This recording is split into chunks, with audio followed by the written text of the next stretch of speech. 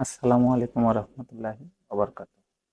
সম্মানিত দর্শক, গত 5ই আগস্ট আওয়ামী লীগ সরকারের পতনের পর বাংলাদেশের সাবেক প্রধানমন্ত্রী শেখ হাসিনা ভারতে পালিয়ে গিয়ে অবস্থান নিয়েছেন এবং তার দলের প্রায় সকল নেতা কর্মী আত্মগোপনে চলে গেছে।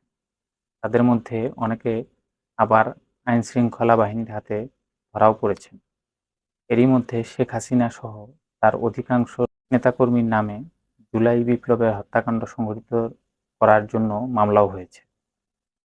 এখন দেখা যাচ্ছে সামাজিক যোগাযোগ মাধ্যম ফেসবুক এবং ইউটিউবে শেখ হাসিনার একটি ফোনালাপ ভাইরাল হয়েছে। এই ফোনালাপে শেখ হাসিনা দাবি করেছেন তিনি সংবিধান মোতাবেক পদত্যাগ করেননি। যদিও 5 আগস্ট শেখ হাসিনা পালিয়ে যাওয়ার কয়েক দিনের মাথায় তার পুত্র সজীব ওয়াজেদ জয় সামাজিক যোগাযোগ মাধ্যমে এসে বলেছিলেন তার মা শেখ হাসিনা অনেক আগেই সিদ্ধান্ত নিয়েছিলেন তিনি পদত্যাগ করবেন এবং সেই মোতাবেক তিনি পদত্যাগ করেছেন এবং এরপর থেকে বাংলাদেশের প্রতি তাদের আর কোনো দায়বদ্ধতা নেই। এবং আরো বলেছিলেন, এখন আপনারা কি করবেন সেটা আপনাদের বিষয়। এখন আপনাদের প্রতি আমার কিংবা আমার পরিবারের কোনো দায় নেই।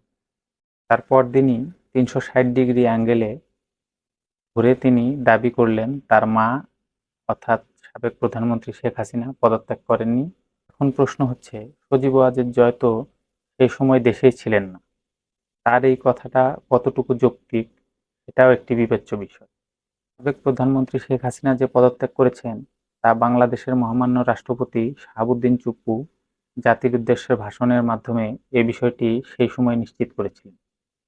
আবার সামাজিক যোগাযোগ মাধ্যমে শেখ হাসিনার স্বাক্ষরকৃত পদত্যাগপত্রও দেখা যাচ্ছে।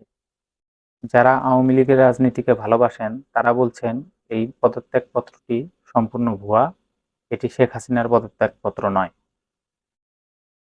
আবার যারা রাজনৈতিকভাবে আওয়ামী লীগ সরকারকে পছন্দ করেন না তারা বলছেন শেখ হাসিনা যে পদত্যাগ করেছে এটি হলো তার উপযুক্ত প্রমাণ। আবার কারো কারো মতে জনগণের রোষানল থেকে বাঁচতে শেখ হাসিনা দেশ ছেড়ে পালিয়ে গিয়েছেন।